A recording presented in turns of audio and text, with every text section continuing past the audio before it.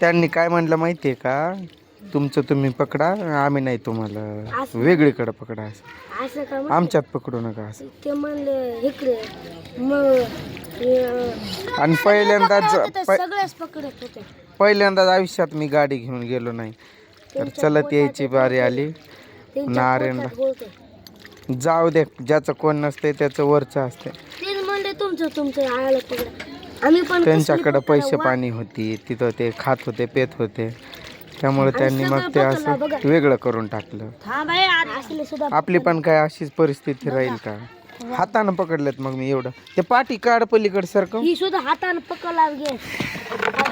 हे पकडलेत मी हातानं. ते साप असल्यासारखंच दिसतात बाई, घाबरलेलो मी. हे कटरने, हे काय याला मराठीत म्हणतात काय माहित नाही मला, पण आमच्या भाषेत बंजारा भाषेत ह्याला गोळ म्हणतोय ना आपण, गेगडी गेगडी गेगड. आणि ते छोटे यात बकेटमध्ये आहे त्याला चिंगळ्या. असं एवढं मासं मी एकटंच पकडलं. मग नाही आर्यन मला थंड पाणी आहे का आणून दे ना फ्रीजमध्ये, पायाशी माझी लय आग होते. त्या पोराला म्हणलं मी, माझ्या आर्यनला घेऊन जा की. मग तो म्हणला हां दे, चला आर्यन म्हणलं. त्यानं आणलं मग तिथून पाणी.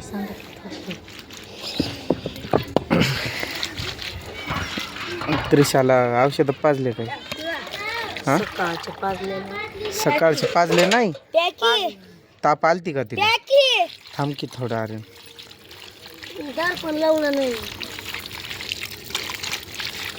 पण जे सख्खे आहेत ते म्हणतात ना, जे सख्खे भाऊ पक्के वैरी, तसं आहे. त्यांनीच मला तसं केलं. मला बाहेरचेच किती तर जीव लावतात. कल्याणचे दादा मला जीवापाड जीव लावतात. मला दिवसातनं देवाचं ते फुल चुकल, पण त्यांचं ते त्रिशाची तब्येत विचारायचं चुकत नाही. एवढं पोरगी आजारी होती, कुणी एक भाकर नाही पाठवली, पण दादांना तिथून सारखं विचारायचं काही खाल्लं काय र, पोरं बरं आहेत का र, त्रिशा कशी आहे.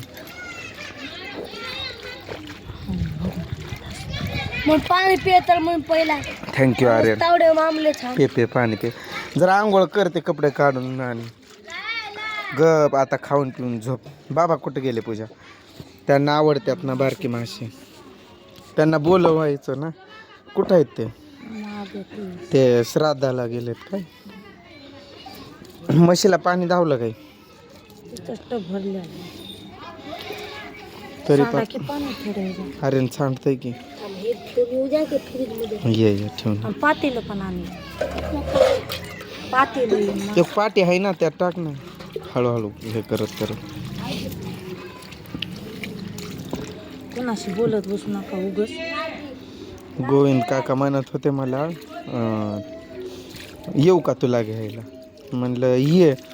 परत ते म्हणायला लागले मी तिकडं श्राद्धाच्या ठिकाणी गेलेत ना, ते त्यांची तर चुलते आहे, तर मी येतो थोडा वेळ तिथंच बस.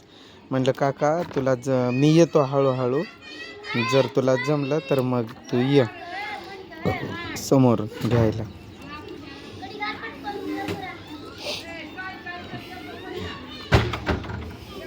तळून हळद मीठ टाकून ठेव. ताईला थोडं देते का पाठवून? ताईला, माझ्या ताईला.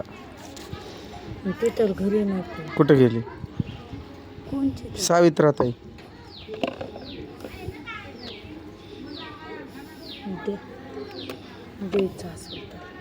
अरे दे देऊन घरी नाही का ते? मुलीकडे गेली, मला माहित नाही. ते आधी धुवायचे होते ना पोटातलं काढ्यांच्या. हा नाही तर मग कडू झार होऊन जाते. अरे तू पाणी टाक नुसतं, मी फोडतो की मग पण मदत करतो. थांब जरा. याची भाजी लय भारी लागते. तिखट बनवणार आहे मी काल सारखं. अगं मोजके थोडे असले ना तरच खाऊ वाटतंय, लय जास्त असले की नाहीच खाऊ वाटत. आता काल असले आपल्याला पुरत नव्हते खायला. याला अजून किती तर पाण्यानं धुवायचंय, पोटातलं घाण काढायचे. आर्यन तू नको करू रे, थांब ना. तुला नाही जमत, तू सगळं खराबच करून टाकतो माझं. त्रिसा कुठं आहे? तिला उचलून नाही आणला काय? रोण्या म्हणा भाऊ पिऊ म्हणायचं रे आर्यन. तेडे मिळे मग आमलूच आहे वाटलं तुला काल काय आणलंय ते घे आता गुपचूप. तेढे मेढेच पाहिजे तुला.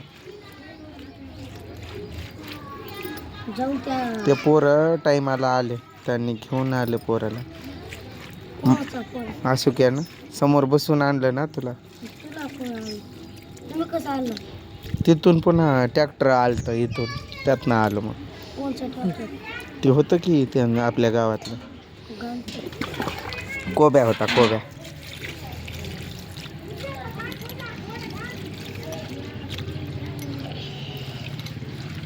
डबा आणला अरे ना आपला. डबा आणखी हा ना, हा चिखलातच उतरून उतरून किती खराब झालाय तो. आंघोळ करतो सगळे कपडे काढून स्वच्छपणे साबण लावून आंघोळ कर बघा अरे, तुला सांगतोय मी. आता मी पण आंघोळ करून घेतो. देवपूजा केलं काय तू? का बरं?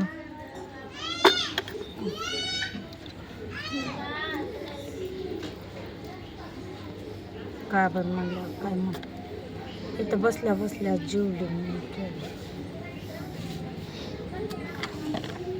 तिला आता पिऊ अथवा नाही येऊ तिला औषधं पाजत जा. माझ्या डोक्याला खेकडा लावली मग कसा लावू? माझा हात बघितलं आड व्यस्त आहे. यांनी कशा हाताने पकड ते दे पाणी. हे लय भारी लागतात ग. लय पकडलं असतं मी पण. गाडी नव्हती, चालत यायचं होतं म्हणून. मग घे पुढं पांढरे शुभ्र. याची एक वेगळीच भाजी बनव. हां कस अर्धे आता नंतर अर्धे. तिखट बनव, हळद मीठ टाकून. तर लय तेलाचा वापर करायचा नाही, असंच.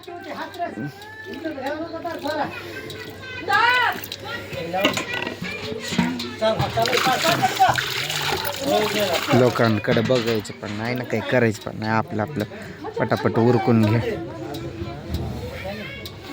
ते पोटातलं घाण काढायलाच उशीर लागत.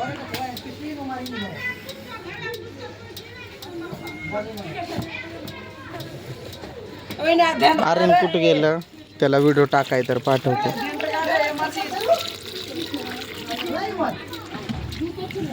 झालं याचं काम समाप्त. यात काहीच नसतंय ना, याला खवलं नसत्यात ना.